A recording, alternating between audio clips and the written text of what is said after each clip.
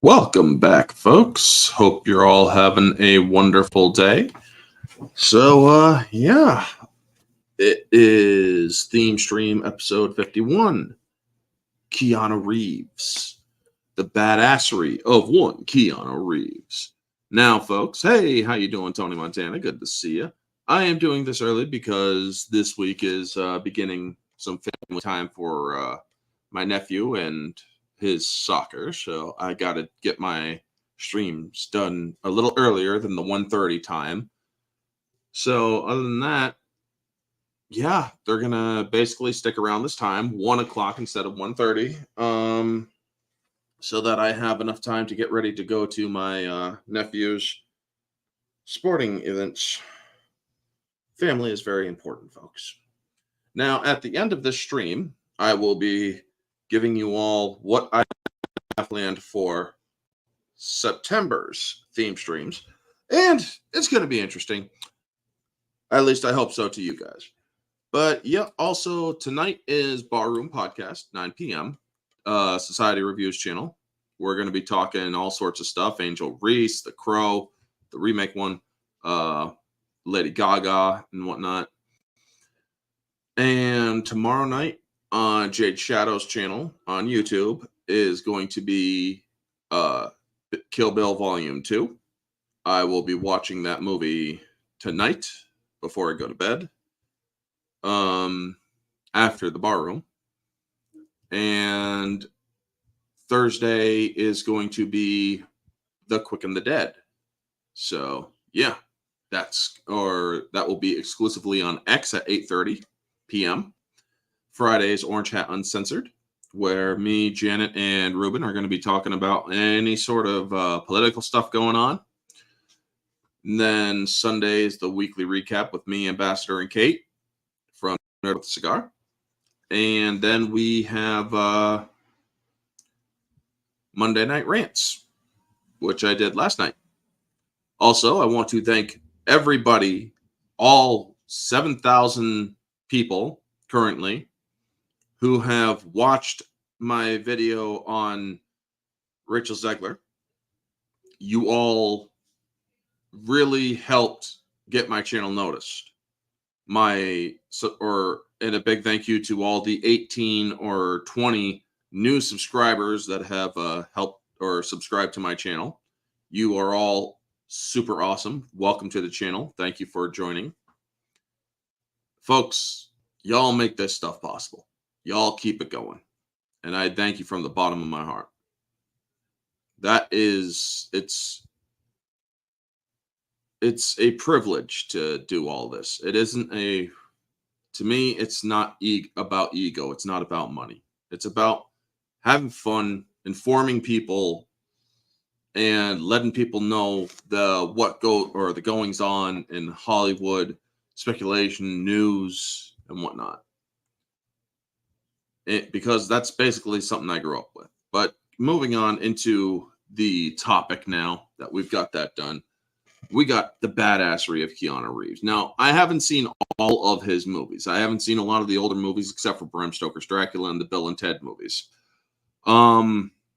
Speaking of Bill and Ted, these were the first ones that I was really, with the exception of Face the Music, but Bill and Ted 1 and 2, Bogus Journey and Excellent Adventure, not respectively.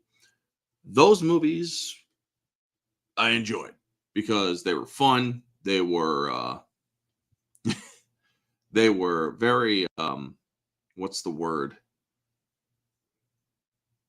They were very outwardly expressive, not flamboyant in a sexual or gay way, but they were very out there, fun to watch and such. I mean, fucking Satan and their Bogus Journey and the Grim Reaper and stuff was always fun to see.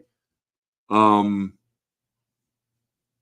and Ted, I mean, you see these two, Alex Winter and Keanu Reeves, basically learning that their music will save the world, that their music will inspire humanity to become its best self. And I think that that's an interesting storyline, especially if but in the first one, all they had to do was pass their history report. Otherwise, if they don't, their lives go to hell, not figuratively, not literally. That doesn't happen until the second movie. But yeah, Bogus Journey and Excellent Adventure. Excellent Adventure is my favorite one. Then came Face the Music, and I'm like, it's interesting, but I disagree with a lot of it. I mean, I liked it, but I thought it was a bit out there, It was rather a change of pace from the original two, because it's no longer about Bill and Ted and their music. It's essentially about the daughters, and that takes away from the Bill and Ted, But overall, I thought it was a fun movie. I'm not going to deny that. And then the next movie that I saw was Bram Stoker's Dracula. Yes, I was a young kid when I saw Bram Stoker's Dracula. I don't have the poster, the overlay, so I'm sorry about that. But honestly, back then, I didn't have real objective views on movies. So I enjoyed it because it was a horror movie. It was somewhat scary. It was fun, intriguing. What was the blue hair and the hairy palms all about? Now, apparently, the blue hair in that, or the blue flames in that movie, not blue hair, but blue flames in that movie, was more about a weird, or a Nintendo game in which secret areas had blue flames. And also we have Winona Ryder to thank for that movie, because she was the one who actually bought and secured rights for Bram Stoker's Dracula to be made, and said, I want Francis Ford Coppola to do this movie. So definitely thank you to Winona Ryder. And Keanu Reeves was okay in it. I mean, his English accent was god-awful. I will admit that, and I believe even Francis Ford Coppola came out and said, yeah, that was a miscast. I believe even Keanu Reeves said that was kind of a miscast. But I thought that at the time, as a kid, I thought he did rather well. I enjoyed the movie. You may also notice that I didn't go into detail about the hairy palms on Dracula. If you want to know about the hairy palms on Dracula, search in my singles playlist for the Dracula, and me and Mara go into I give you all the skinny on hairy palms. So with that, let's continue. Then the next Keanu Reeves movie I saw was Speed, which I don't have the overlay for. Sorry. And that was a fun one. Keanu Reeves was then, or right after that, was the Matrix trilogy. And Keanu Reeves basically got his bust out into stardom. Now, folks, Keanu Reeves is one of the most humble people.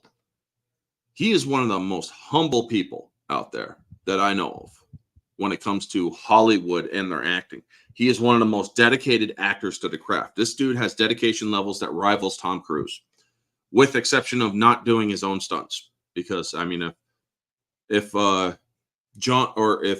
Reeves did his own stunts in John Wick, he'd be dead. He would be dead. There's no doubt about it. The stuff that they had digital doubles for and whatnot, yeah.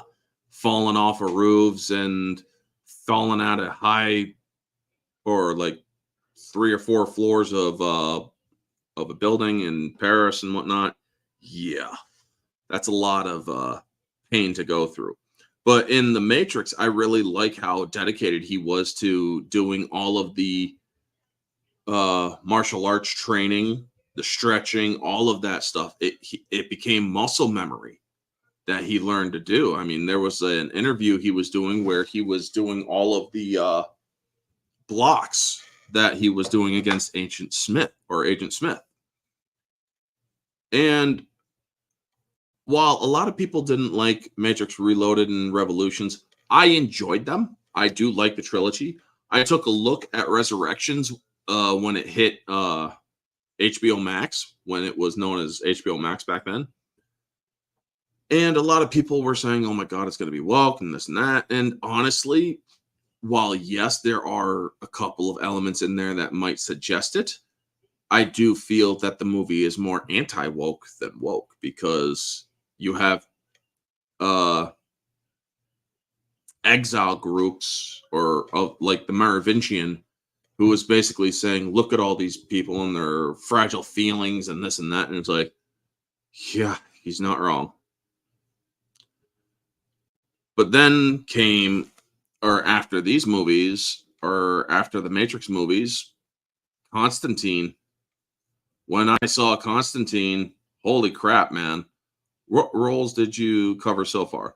So far, I've only done Bill and Ted, Dracula, and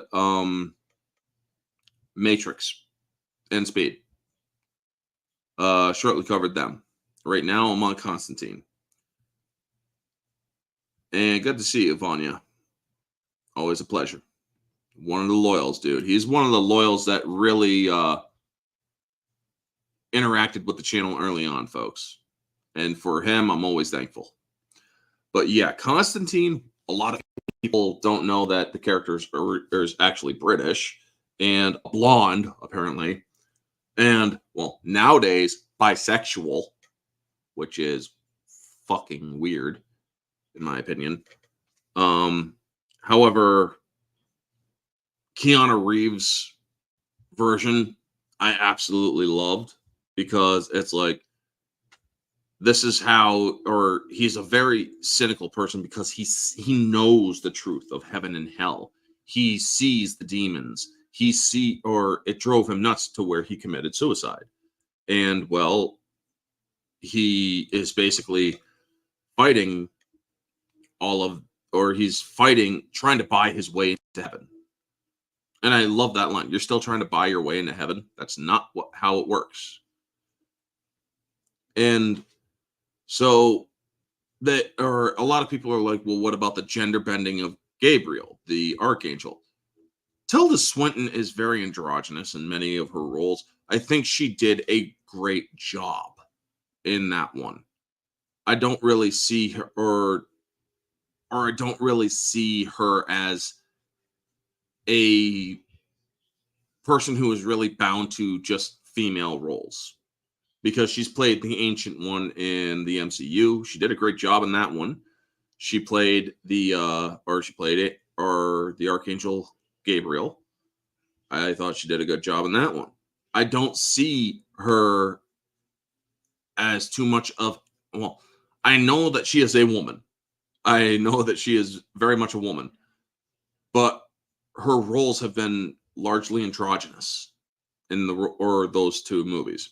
And I think that she did a great job with them,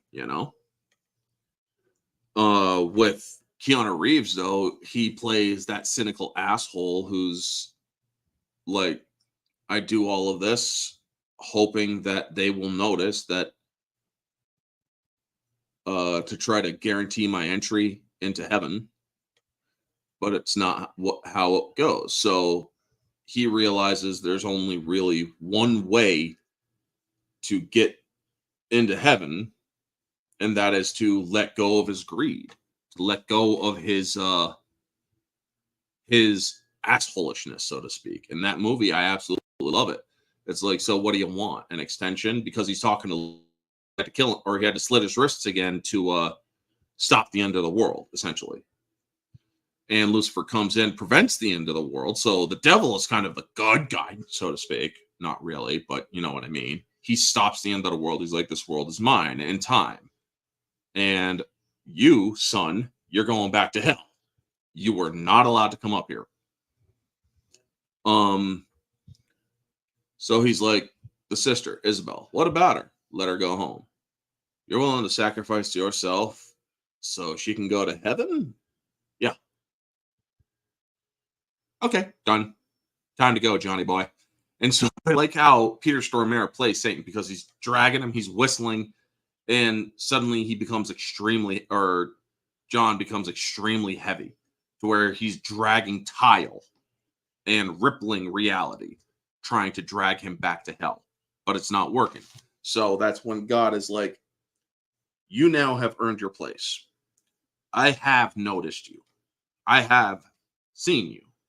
So you will learn that. Also, yes, I have learned that he is in Sonic 3 as Shadow the Hedgehog.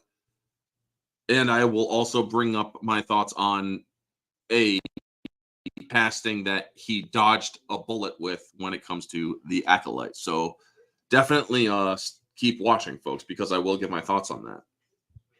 So yes, he only had like 2 or 3 lines in the trailer that I saw, because I saw the trailer for Sonic 3, and it's like, dude, this is going. I mean, the first one was nuts. The second one was fun. This one's dark.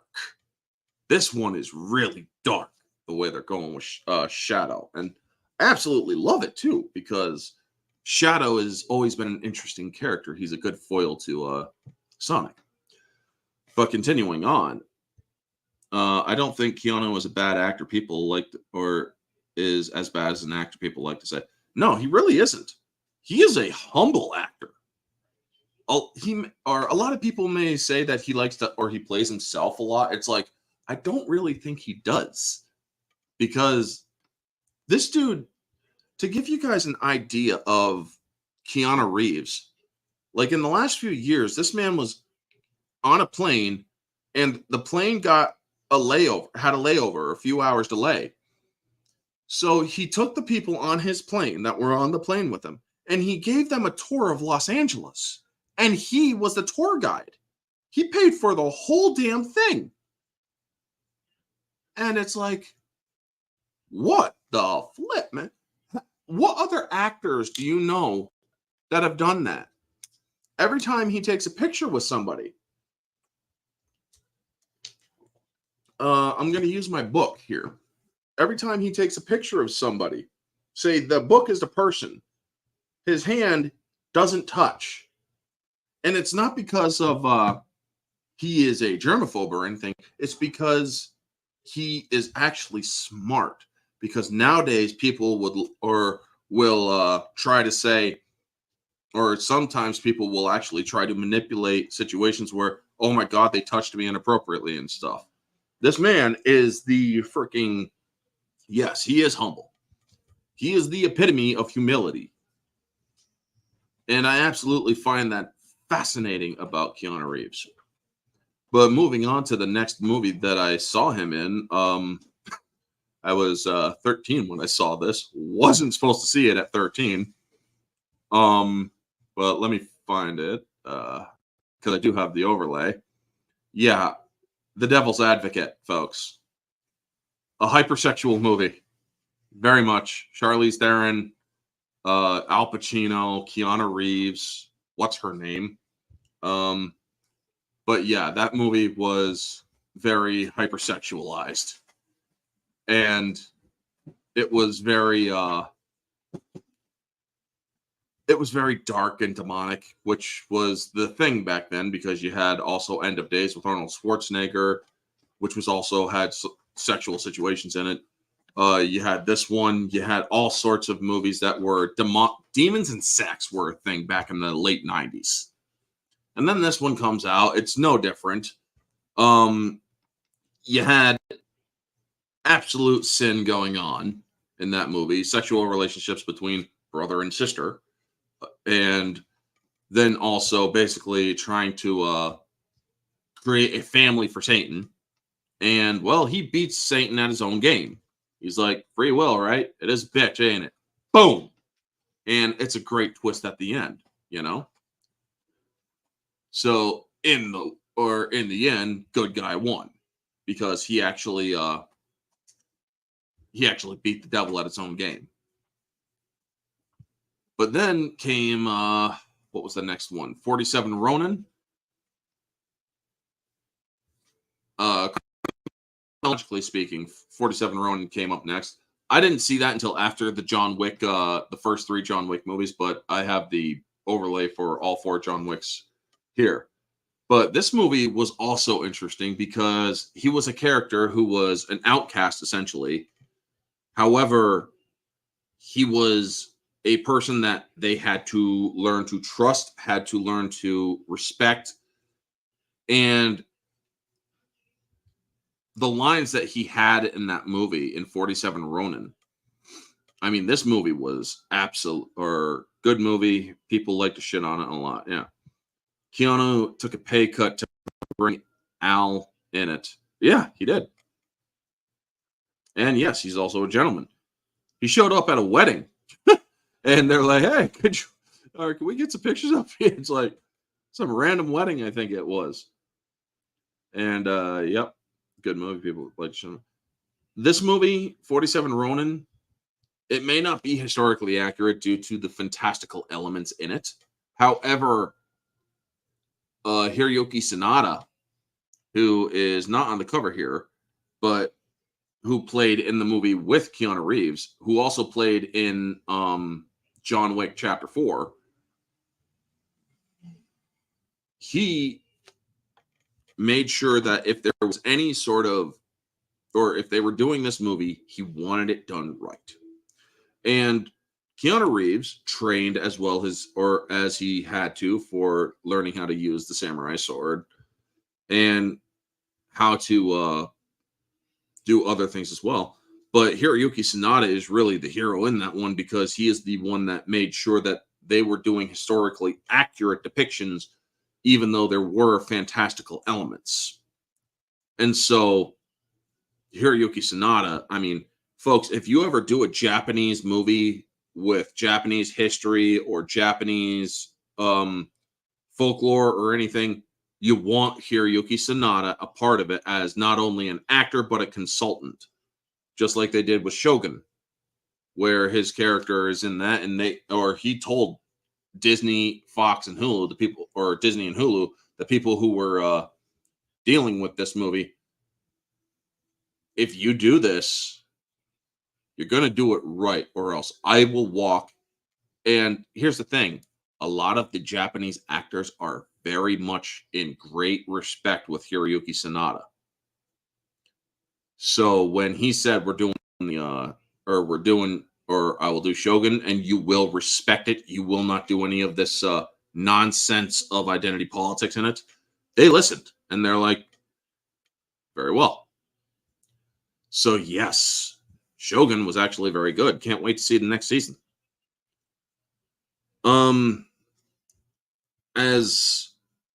But returning back to Keanu Reeves and his role in 47 Ronin, where he played a half-breed who was accepted by the Ronin, even though they largely ridiculed them when they were samurai, before they were Ronin.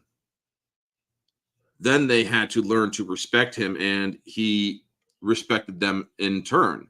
And he, therefore, was allowed to commit seppuku, which was honorable suicide, essentially, to keep your honor. It was an honor-saving suicidal ritual. He directed Man of Tai Chi, a really good movie, in my opinion. I have not seen that. I will have to give it a look, though. I do have the ability to see it, so I will check it out. A friend of mine recently got me onto the Plex app, so I will definitely be checking it out. The next movie that I seen, or the next movies, my brother, whose nephew I'm going to be, or whose son I'm going to be watching later on play soccer. My nephew's dad, my brother,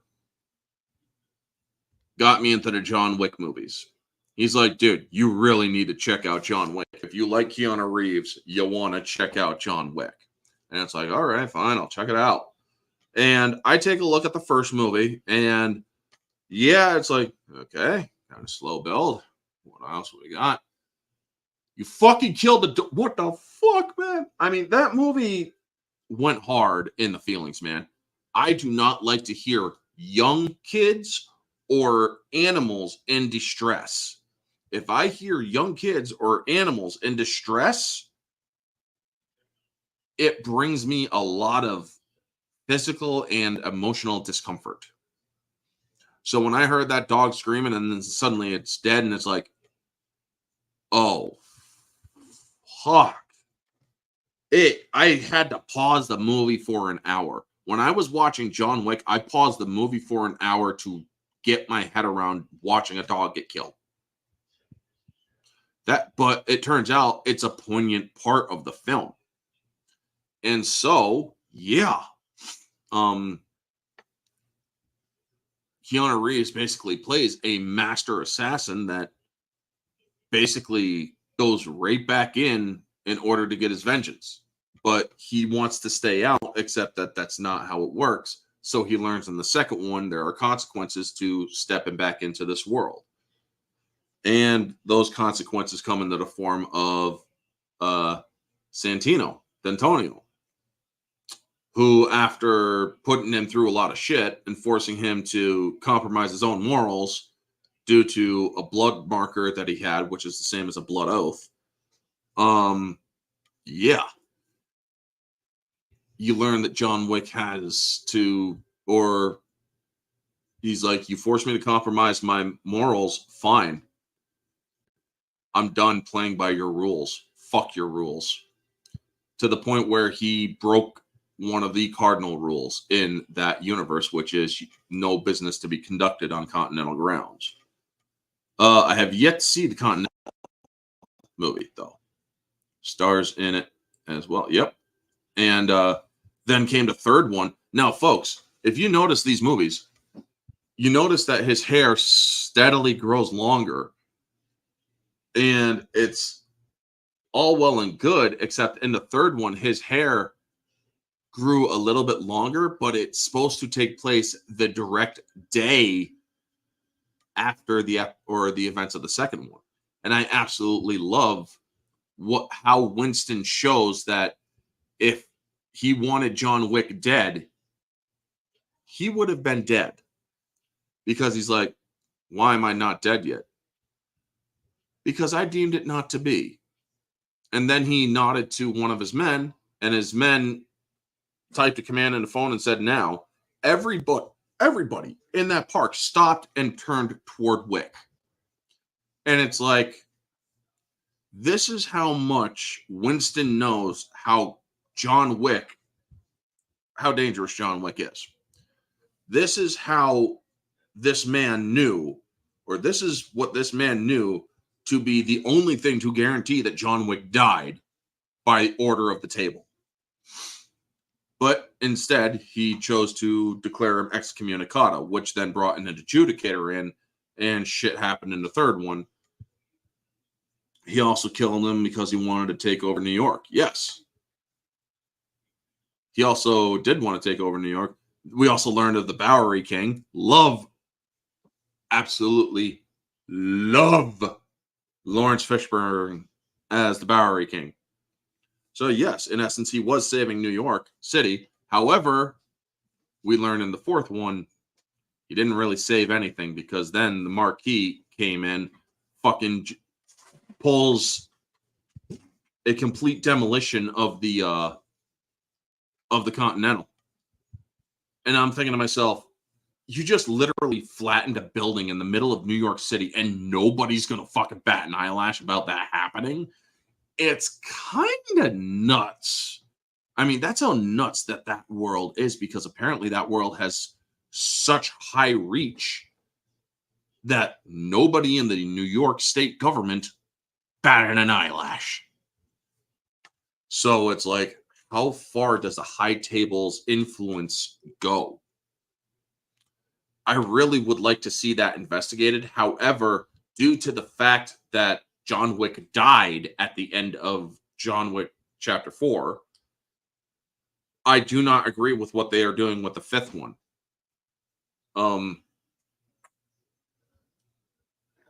Because to tell you the truth, I really do not think that they need to go there. They do not need to have him go after the table after he just won his freedom from it, even though he died. His last word being Helen, his wife. Why would they bring him back?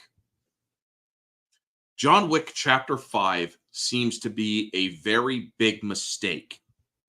Because if you look at that movie, that man died on the steps of that church. I can't remember the name of the church. Sacre-Cœur. Sacre-Cœur. Yeah, he died on the steps of Sacre-Cœur. There is no reason for John Wick to be alive to go after the table, especially after he won the conditions by the Harbinger. The Harbinger said, your duty or your commitment to the table is hereby fulfilled, Mr. Wick. You're done. You no longer have five is already in production or pre-production. It's in the works. It's confirmed. So yeah, it is confirmed. There's no reason for a fifth one. They should not do a John Wick 5. As far as I am concerned, John Wick died at the end of chapter 4. The Book of Wick is only 4 chapters long. Now, yes, they could do things based on Donnie Yen's character and his Hiroyuki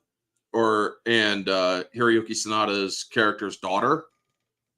Sure.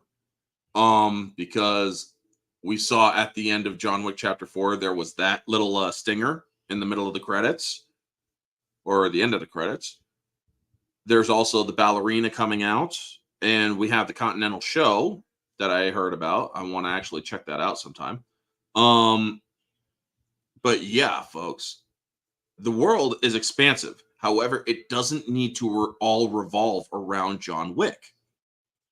So when it comes to John Wick in that movie, he attacked the table, killed the one above the table, and he then won in a high table duel.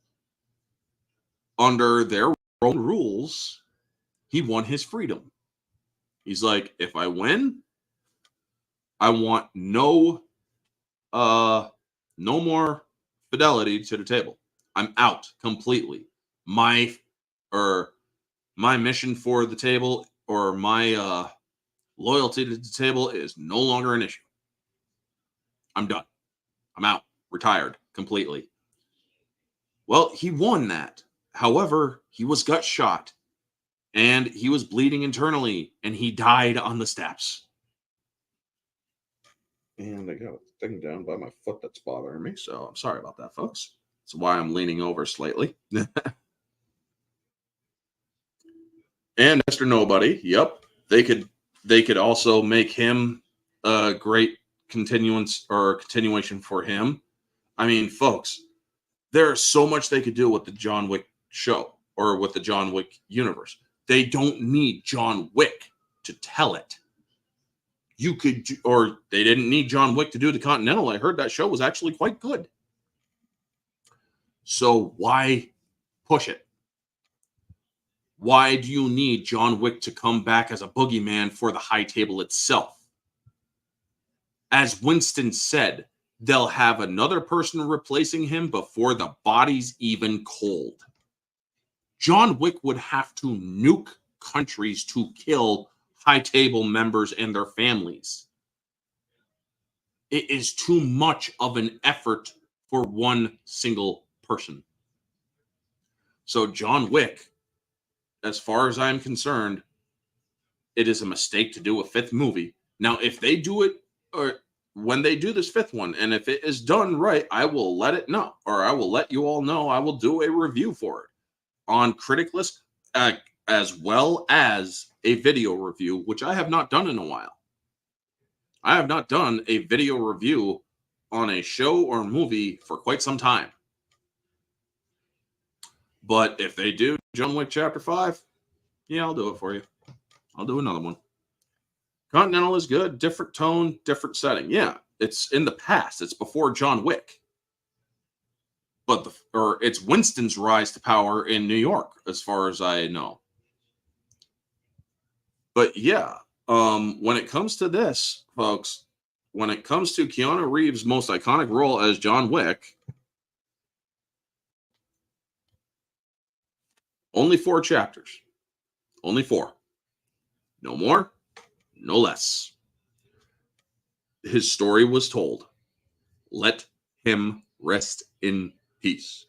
Keanu Reeves, now moving on to more recent events, Keanu Reeves dodged a bullet recently with they wanted him cast in The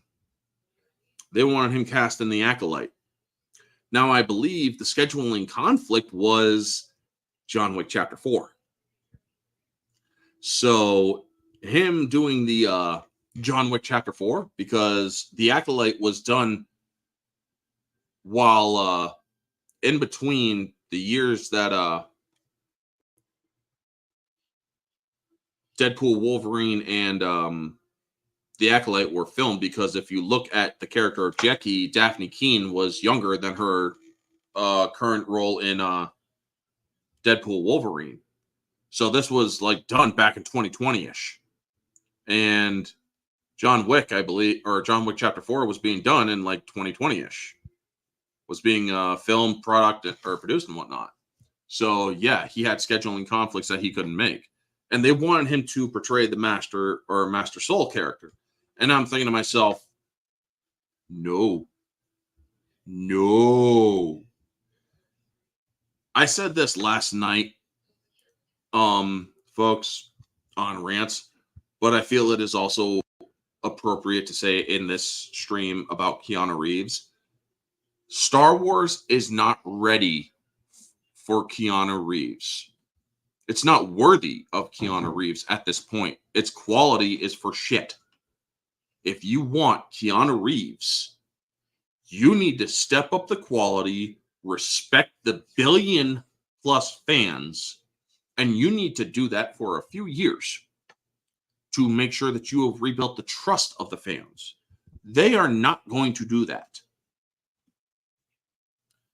So, for all of you clamoring, asking for John Wick, fucking Keanu Reeves, to be a part of Star Wars, no. You're not ready for that level of awesomeness to be put in Star Wars. And honestly, Keanu Reeves would be wasting his time. They would make his character less important, because if you look at the character of Soul, he was I liked his role in the beginning of the show. He was one of the good parts about it. But then in the second half, he has a complete different character shift. He's an asshole. He's trying to stay what he is, but his entire body language changes, you know? He's doing stuff that you didn't think he would be capable of doing. So yeah, no. Keanu Reeves, that role would have been wasted on Keanu Reeves. Now, Keanu Reeves has done roles in which he is killed, or John Wick being one of them, Neo being one of them, because I don't acknowledge resurrections. He died at the end of Revolutions.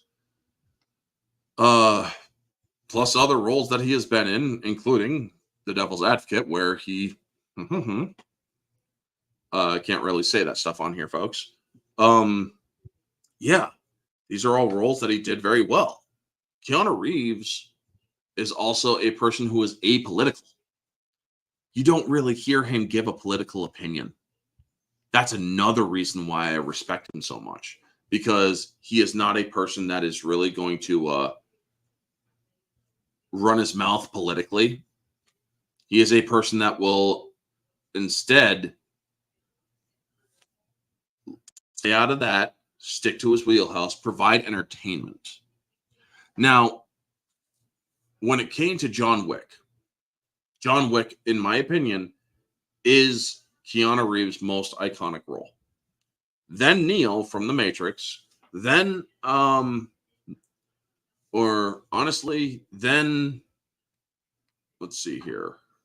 Then Bill and Ted, because his character, or he revisited the character and did it well. Let's see. I mean, a lot of people, he's an underappreciated actor. He's an underrated actor, and he's also underappreciated.